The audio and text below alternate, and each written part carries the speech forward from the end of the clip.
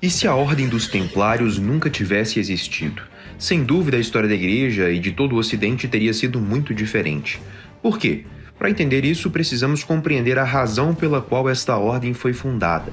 Em 1099, Godofredo de Bulhões e os soldados da Primeira Cruzada conquistaram a Cidade Santa e deram origem ao Reino de Jerusalém, o mais importante dos Estados Cruzados, que também eram compostos pelo Condado de Edessa, o Principado de Antioquia e, fundado um pouco depois, o Condado de Trípoli. Entretanto, os Estados Cruzados poderiam ser comparados a pequenas ilhas rodeadas pelo oceano de territórios dominados pelos maometanos. Como se isso não bastasse, a maioria dos cruzados retornou à Europa após a vitória. Os cruzados viam sua expedição como uma peregrinação à Terra Santa para expiar os seus pecados e lucrar as indulgências concedidas pela Igreja. Mas assim como os demais peregrinos, cumprido o voto, eles retornavam à sua cidade natal. Lá viveram seus antepassados, lá se encontravam suas famílias, lá o terreno, o clima e a sociedade lhes eram familiares. Tudo isso é legítimo, mas agravava o problema crônico dos Estados Cruzados, a falta de contingentes militares. Embora, é preciso dizer, muitos cristãos do Oriente colaboraram de forma intensa com os cruzados, destacando-se os maronitas do Líbano e o reino armênio da Cilícia.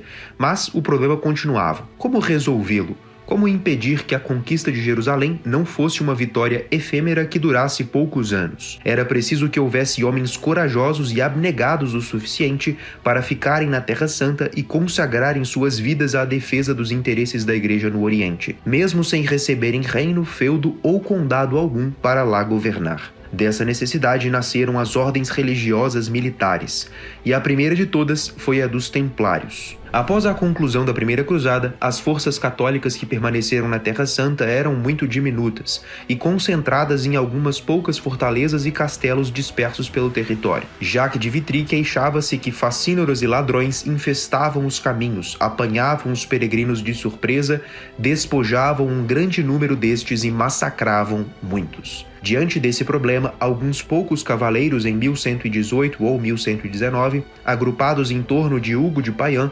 decidiram prolongar o voto que haviam feito e consagrar toda a sua vida em defesa dos peregrinos. Além de Hugo, entre os primeiros cavaleiros, que não somavam uma dúzia no total, encontrava-se André de Montbard, tio do célebre São Bernardo de Claraval. Esses cavaleiros apresentaram seu ideal de vida ao patriarca latino de Jerusalém, que elaborou a primeira versão da regra da ordem. Em 1127, Hugo de Payens viajou a Roma com outros 5 cavaleiros, solicitando um reconhecimento oficial da ordem, e sua causa foi patrocinada por São Bernardo de Claraval, que se tornou um entusiasta dela, recrutando inúmeros cavaleiros para suas fileiras. Em seu famoso elogio de Laude Nove Militiae, o abade de Claraval assim retrata os templários, abre aspas, "Este cavaleiro de Cristo é um cruzado permanente empenhado num duplo combate, contra a carne e o sangue, contra as potências espirituais malignas nos céus. Avança sem medo este cavaleiro vigilante à direita e à esquerda.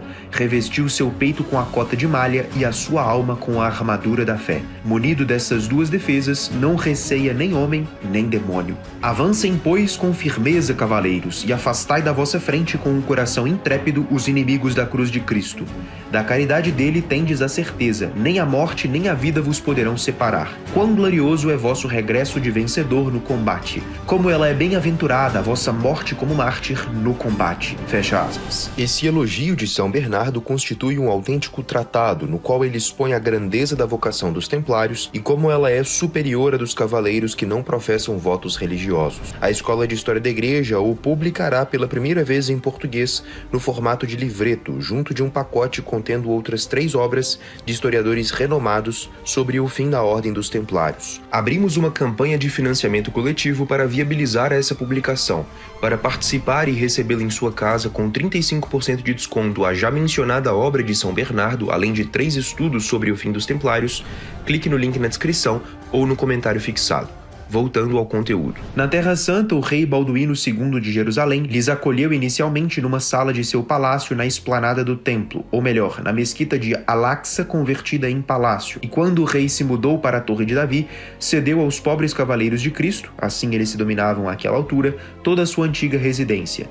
Como essa mesquita fora construída onde se encontrava o Templo de Salomão, doravante estes cavaleiros seriam conhecidos como templários. Conforme a regra da ordem, há diferentes membros com diferentes funções. Oriundos da nobreza, os cavaleiros são os combatentes propriamente ditos, e são auxiliados pelos beleguins e escudeiros, ajudantes que também podem ser recrutados entre a burguesia e a plebe. Os padres da ordem não são combatentes e se encarregam do serviço religioso em sentido estrito, como a celebração do Santo Sacrifício da Missa. Por fim, temos os criados, artífices, servos e outros ajudantes. As funções de cada um destes grupos serão abordados em nosso próximo vídeo sobre a vida cotidiana e a organização da Ordem dos Templários. Para acompanhá-lo, lembre-se de se inscrever em nosso canal e ativar o sininho com as notificações. Bom, voltando. Em pouco tempo, os Templários passaram a ser alvo de respeito, admiração e gratidão pelo seu trabalho, que nos primeiros anos pode ser comparado por analogia com o de uma força policial de escolta para os peregrinos, que gradualmente se converteria em uma organização militar regular. Para organizar e administrar os inúmeros bens doados à ordem, o sucessor de Hugo de Payens,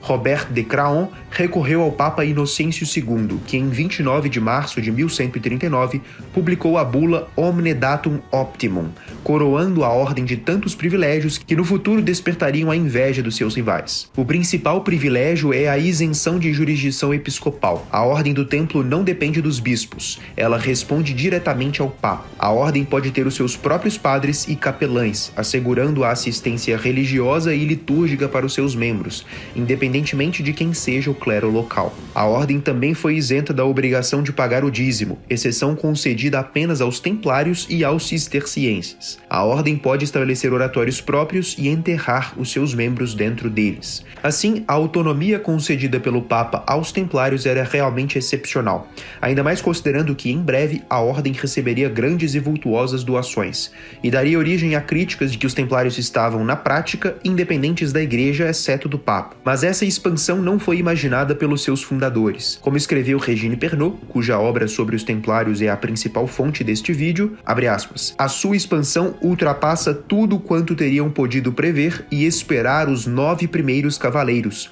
estes pobres cavaleiros de Cristo, que reunidos em torno de Hugo de Payens, se responsabilizavam pelo ingrato encargo de vigiar o caminho.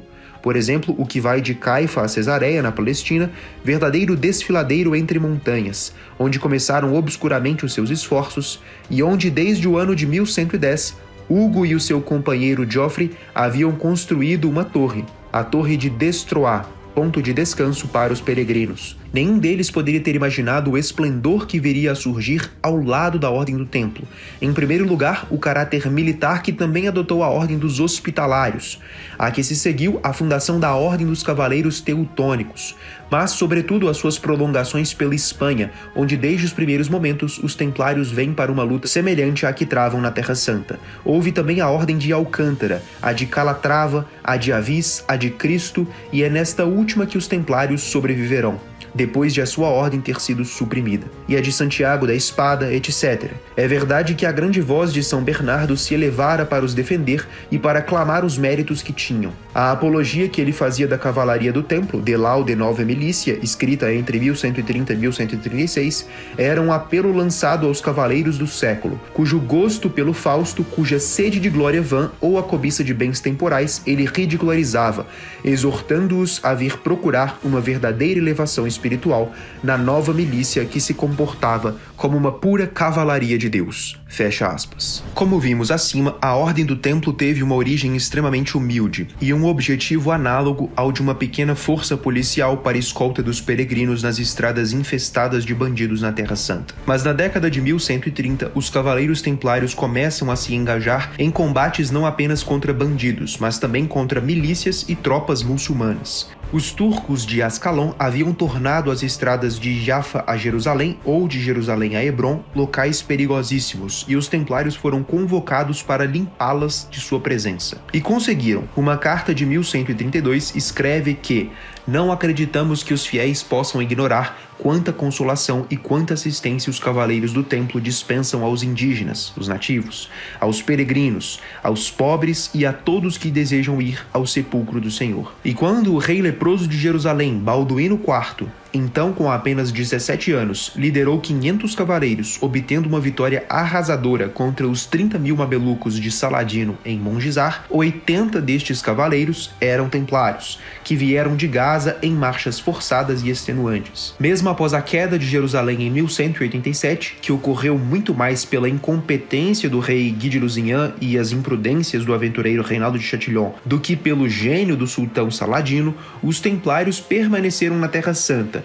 e tanto eles quanto as demais ordens militares criadas seguindo seus passos, como a ordem hospitalária, que embora anterior à dos templários foi convertida numa ordem militar após a fundação desta, foram decisivas para evitar que a Terra Santa fosse perdida logo após a queda de Jerusalém. Os templários tomam parte nos combates do rei Ricardo Coração de Leão contra Saladino na Terceira Cruzada e protegem fortalezas na Terra Santa, como em Cesareia, que foram cruciais para evitar o colapso completo do reino de Jerusalém. Em nosso recente vídeo sobre a paixão do rei São Luís, comentamos a presença dos templários no cerco de Mansurá, uma aventura audaciosa comandada pelo irmão do rei, Roberto d'Artois, durante a Sétima Cruzada. E mesmo quando os territórios cristãos da Terra Santa já estavam quase todos perdidos, a ponto do sultão Al-Ashraf reunir 220.000 homens para cercar São João d'Acre, os templários estavam lá. Sobre o cerco de Acre, escreveu Regine Pernot, abre aspas, assiste-se então a uma das mais belas páginas de bravura na história do Oriente cristão.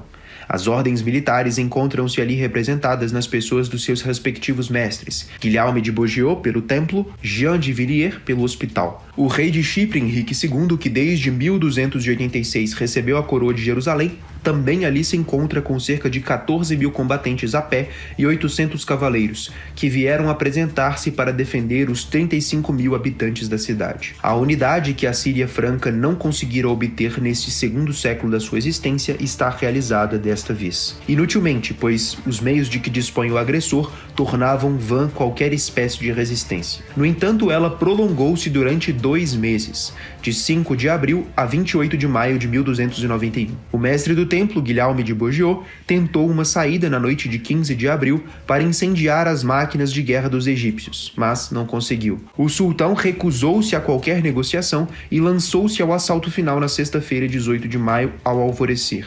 Iriam ver-se os mestres do hospital e do templo avançarem juntos para defender a Tour Maudite, a Torre Maldita, sobre o qual passavam as colunas muçulmanas. Foi ali que Guilherme de Beaujeu foi ferido de morte. Agora Regine Pernot mencionará um diálogo. Quando se sentiu atingido, retirou-se e pensaram que queria fugir. Alguns cruzados de Spoleto o obrigaram-no a parar e gritaram-lhe: "Pelo amor de Deus, Senhor, não nos abandoneis ou a cidade fica perdida." E ele respondeu-lhes: "Eu não estou a fugir, estou morto, vejam o ferimento." E nós vimos a flecha espetada no seu peito. Aqui acaba o diálogo e Regine Pernot continua. Levaram-no para a casa do templo, onde morreu. Jean de Villiers iria ficar gravemente ferido, mas pôde ser salvo a tempo, enquanto o marechal do hospital, Mathieu de Clermont, deveria morrer nas cercanias do porto, onde às pressas se evacuavam os feridos e os combatentes. O último bastião foi o convento dos Templários, donde os freires saudaram com uma prece os barcos que se afastavam para se refugiarem em Chipre com os raros sobreviventes daquele dia. O marechal do templo, Pierre de Sévry, e o comendador Thibaut Gaudin estavam ali barricados com as suas últimas forças. Uma nova astúcia do sultão Al-Ashraf iria acabar com estes últimos defensores. Ofereceu uma capitulação honrosa aos templários. Cerca de 100 mamelucos penetraram na torre, mas desprezando o acordo feito, começaram a meter-se com as damas refugiadas sob a salvaguarda dos cavaleiros do templo. Estes, indignados, massacraram-os e fecharam as portas. De novo, o sultão Al-Ashraf fez promessas honoráveis a Pierre de Sévry sob a condição de que este fosse pessoalmente à sua tenda. Mal ele lá chegou, o sultão, renegando a sua palavra, mandou decapitá-lo, assim como a seus companheiros. Vendo isso, os templários que haviam permanecido na torre decidiram resistir até o fim. O sultão teve de pela terceira vez recomeçar o cerco. Mandou escavar a base da torre e no dia 28 de maio lançou o assalto final. A torre cedeu e sepultou nos seus escombros com os últimos templários os mamelucos que a atacavam. O templo de Jerusalém teve no seu funeral 2.000 cadáveres turcos. Fecha aspas. Os Cavaleiros Templários foram protagonistas de alguns dos mais importantes episódios da história da Igreja nos séculos XII e XIII, mas no início do século XIV a ordem foi dissolvida após os Templários terem sido objeto de gravíssimas calúnias e terem sofrido um julgamento tão escandaloso quanto injusto na França. Como e por que isso aconteceu? Considerando que quase não há obras a esse respeito em português, a Escola de História da Igreja abrirá um financiamento coletivo para publicar numa mesma edição 3 estudos sobre o tema. São as obras Clemente V, Felipe o Belo e os Templários, de Charles-Victor Langlois, O Processo dos Templários, de Edgar Butaric, e A Tragédia dos Templários, do Duque de Levis-Mirepoix. Além dessas obras, publicaremos também o De Laude Nove Milícia, de São Bernardo de Claraval, que citamos nesse vídeo. Se você tem interesse em colaborar no financiamento coletivo para possibilitar a tradução e a publicação inédita dessas obras no Brasil, clique no link no card ou na descrição e participe da nossa campanha. Você receberá essas obras em sua casa com 35% de desconto em relação ao valor com que serão vendidas posteriormente. Clique no link enquanto a campanha está ativa.